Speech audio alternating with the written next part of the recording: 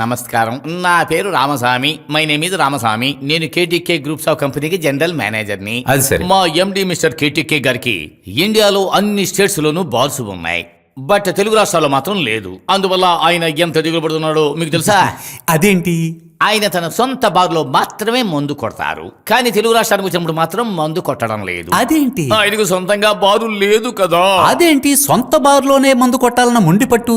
Coat వేసుకున్న మూర్ఖుడా, సొంత బార్ అయితే డబ్బులు ఇవ్వాల్సిన అవసరం లేదు కదా. ఓహో, ఎంత తెలివైన యజమాని. మీరు కూడా కొంచెం నేర్చుకోండి. అబ్బ, డబ్బు మా కంపెనీకి పెద్ద సమస్య ఏమీ కాదు. Money is not a problem. Bar contract మాకే కావాలి. ఇదిగోండి, మాట్లాడి మొత్తం డబ్బు తీసుకొచ్చేసాను. మొత్తం డబ్బు బ్లాక్ లో కావాలి మీరు అడిగినందువల్ల మొత్తం క్యాష్ గా తీసుకొచ్చేసాను. అలాగైతే రేపు అగ్రిమెంట్ వేసేద్దాం. లేదు లేదు, ఈ రోజే చాలా మంచి రోజు. ఆ బుధుడికి కేతుకి మధ్యలో శుక్రుడు ఉన్నాడు. దానికి అగ్రిమెంట్లు రెడీ చేయాలి కదా. అరే, అగ్రిమెంట్స్ అన్ని నేను రెడీ చేసి తీసుకొచ్చేసాను సార్. సాధారణంగా అగ్రిమెంట్ లో లేని 2-3 విషయాలు నేను దీంట్లో చేర్చా. వాటిని నేను చదివి వినిపిస్తాను. I will explain. 1, మా యజమానికి ఈ హోటల్లో రూమ్. 2, మా యజమానికి ఆయన మిత్రులకి ఈ హోటల్లో స్వతంత్రంగా ఉండొచ్చు. 3, యజమాని గారి వెహికల్ కి పార్క్ చేయడానికి స్థలం కావాలి. 4, యజమాని గారి వెహికల్ ని శుభ్రం చేయడానికి స్థలం కావాలి. 5, యజమాని గారి వెహికల్ కి ఫ్యూల్ ఫిల్ చేయడానికి కావాల్సిన చోటు. అంతే. ఇదేం పెద్ద విషయం కాదు కదా. అలా ఇదే ఈ డబ్బు తీసుకుని దీని మీద ఒక సంతకం పారేయండి. మా ఎండి గారు కూడా సైన్ చేసిన తర్వాత ట్రూ కాపీని మీకు పంపిస్తాను ఎట్ ద ఎర్లియస్ట్. పెట్టేయండి, నేనున్నాను కదా. నాకైతే మంచిది అనిపిస్తుంది.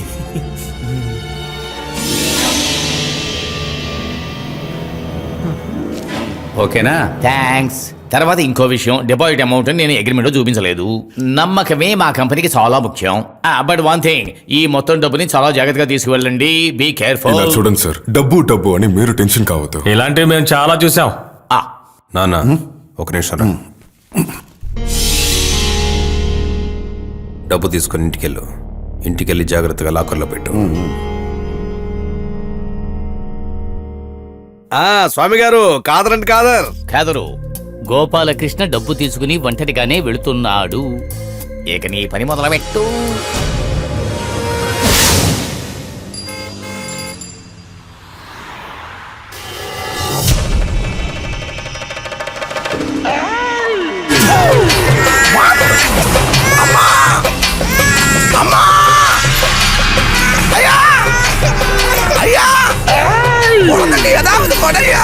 ఏం లేదు, వెళ్ళి అయ్యో తల నెప్పిరా.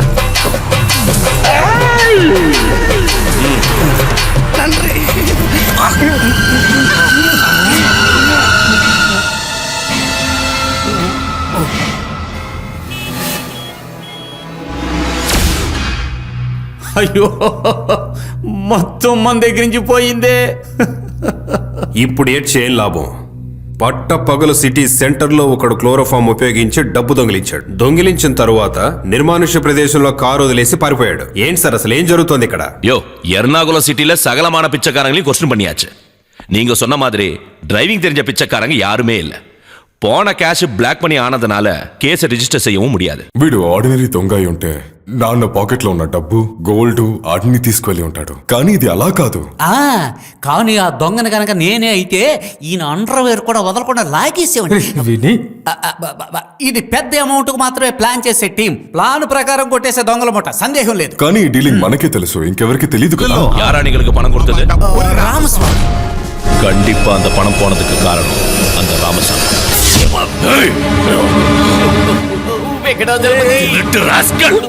వదలండి, లీవ్ మీ. నన్ను ప్రశ్నించడం వల్ల, కొట్టడం వల్ల ఏ ఉపయోగం లేదు. Absolutely no use. నేను మరీ చెప్పాను డబ్బును చాలా జాగ్రత్తగా తీసుకువెళ్ళాలని. కానీ ఈయన పొగరుతో దాన్ని ఇష్టం వచ్చినట్టుగా తీసుకువెళ్ళాడు. ఇప్పుడు దొంగ దాన్ని కొట్టుకు వెళ్ళిపోయాడు. ఇప్పుడు దానికి నేనేం చేయగలను? మా యజమాని గారి బండి హారన్ శబ్దం. He's coming. అయ్యగారు వస్తున్నారు. అయ్యా,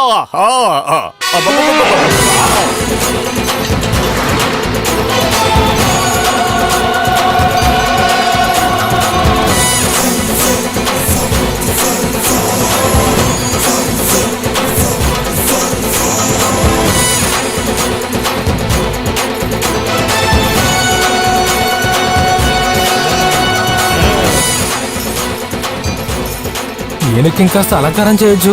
చూసావా, చెప్పగానే ఏను కూడా అరుస్తుంది. కొట్టి చంపరా వీణ్ణి. నిన్ను నేను సెక్యూరిటీ చెప్పండి సార్. అక్కడేం చేస్తావు వాడి పని చూడు. ఏయ్ ఆగాగు. ఏయ్ ముందు బయటికి వెళ్ళవా, ఏనుగుతో పాటు బయటికి వెళ్ళు. ఇలా చూడు గణేష, ముందుకు సాగుతున్న మనకి అడ్డుగా వచ్చి నిలబడిన ఈ సెక్యూరిటీ గాని ఓ పట్టుపట్టే. వాడు గల్లంతా అయిపోయాడు. హలో, నువ్వు ఏనుగువైనా నీకు మంచి హార్స్ పవర్ ఉంది. అది సంగతి తస్సదియ్యా. ఇదిగో గణేష, నేను దిగాల్సిన చోటు వచ్చింది, కాస్త ఆగాగు.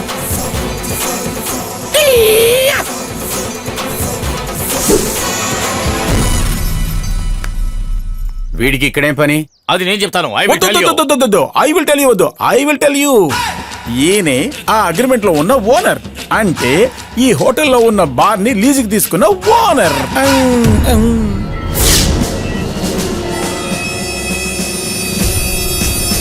ఏడుకొండలవాడ, నేను చూస్తుందంతా నిజమేనా? నాకు బాగా కావాల్సిన వాళ్ళు కదా మీరు. మా ఊర్లో ఉన్న ఈయనే, ఈ ఊరికొచ్చిన ఈయనే. ఎంత ఆశ్చర్యంగా ఉంది. ఓ! ఏంట్రా ఇది బాబు, ఏ నెల ఇక్కడికి వచ్చాడు? పానకంలో పుడకలాగా ఎక్కడికొచ్చినా వీడొచ్చి తగలడుతున్నాడేంట్రా బాబు. అంత కర్మ. జరిగిందంతా మన మంచికే, జరగబోయేది కూడా మన మంచికే. ఇప్పటిదాకా జరిగిందంతా గుడ్ అనుకోవాలి, జరగబోయేది కూడా వెరీ వెరీ వెరీ గుడ్ అనుకోవాలి. ఏయ్, మర్యాదగా యానే కుట్టి వెళ్ళపో. ఏనుగు ఉదయమే బయటికెళ్ళి వచ్చిందే.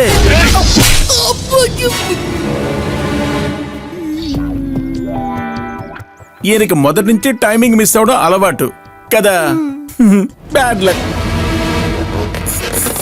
ఏయ్, ఈవెన్ అరెస్ట్ అయితే జీప్ ఆగండి. ఇదిగో సారు, ఏ కేసులో నన్ను అరెస్ట్ చేసి జీబులో ఎక్కించి పోలీస్ స్టేషన్ కి తీసుకెళ్ళమని చెప్తున్నారు? మన ఇద్దరి మధ్య ఒక కేసు ఆల్రెడీ మన ఊర్లో ఉంది. ఆ కేసు అసలు కేసు లేకుండా చేశానన్న సంగతి మీకు బాగానే తెలుసు. మరి కేసు ఏంటి? ఈ ఊళ్ళో నా మీద ఒక్క కేసు కూడా లేదు. అసలు కేసే లేని కేసులో నన్ను బుక్ చేసి లోపల పడిపోతున్నారా? కన్ఫ్యూజ్ అయ్యావా? ఎవరు చెప్పారు కేసు లేదని? నువ్వు ఎవరిని అడిగి ఏనుగుని కట్టావు? అయ్యో గోపాలకృష్ణ, కృష్ణ, అసలు ఏం మాట్లాడుతున్నావు నువ్వు? మీరిద్దరూ సంతకం పెట్టిన అగ్రిమెంట్ లో అన్ని టర్మ్స్ ఉన్నాయి. ఒకసారి చదవండి. అరే నువ్వైనా చదివి వినిపించు. వెంకటేశ్వరపతి, 2021 మార్చి 6వ తేదీ ఆ ఫస్ట్ పార్టీ నెల్లూరు గోపాలకృష్ణ, ఆ సెకండ్ పార్టీ విజయవాడ కుమారు. ఇద్దరు కలిసి రాసుకున్న అగ్రిమెంట్ లో మొదటి అయ్యో పాయింట్ ఫుల్ ఏమిటి గా అంటే, చదవక్కల్లా, కోటర్ చదివితే చాలు. ఈ అగ్రిమెంట్ ప్రకారం రెండో పార్టీ వాహనాన్ని పార్క్ చేయడానికి కావాల్సిన స్థలం, వాష్ చేయడానికి కావాల్సిన స్థలం, ఇతర సామాన్లు నింపడానికి కావాల్సిన స్థలం. తర్వాత- వాహనం గురించే కదా చెప్పావు, దానికి ఏనుగుని తీసుకొచ్చారు. అయ్యో ఏం మాట్లాడుతున్నారు? ఏనుగే నా వెహికల్. కుమారస్వామికి నెమలి వాహనం, ఏనుగుకి ఎలుక వాహనం, అయ్యప్ప స్వామికి పులి వాహనం, అలాగే మనకి ఏనుగు వాహనం. An elephant is a cop to me.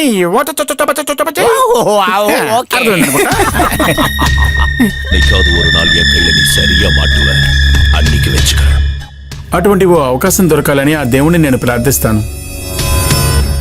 పులిలాగా వచ్చాడు, ఇప్పుడు ఎలకలాగా వెళుతున్నాడు. గోపాలకృష్ణ, ఈ హోటల్ని నాశనం చేస్తానని ఊరికే చెప్పలేదు. ఈ హోటల్కి తాళం వేయిస్తా. మనం తాళం వేస్తే ఎవడు తీలేడు. ఇదిగో చూడు గగన్ తమ్ముడు, ఈ రోజు నుంచి నువ్వు ఈ పెద్ద బాధకి యజమానివి. నా కార్ ని మొత్తం సెటప్ ని ఇక్కడే వదిలేసి పెడుతున్నాను. నేను ఒక అర్జెంట్ పని మీద గూడూరు వరకు వెళ్ళవలసి ఉంది. ఒక అర్జెంట్ మ్యాటర్, నువ్వు పిలిచావంటే వెంటనే పిలవగానే రావాలి. Definitely I will come. స్వామి మిమ్మల్ని కాదు, అబ్బా నువ్వు వెళ్ళే బండి సంగతి చూడు. అవును, ఏ బండి? మన బండిరా. ఓ ఏనుగు. రారా. ఎక్కడ్రో బారు? పైకి. వెళదాం. ఓకే.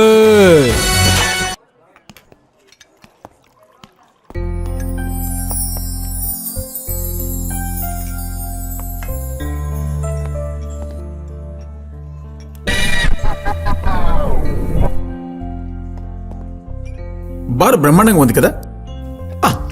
నాకు ఒక కోరిక మిగిలింది, ఒకే ఒక్క పెగ్గు తాగాలని.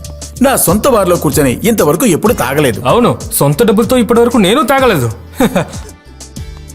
ఒక లార్జ్ పెగ్గివ్వు. ఒక లార్జా? మరి నాకు లేదా? Owner first, labour next.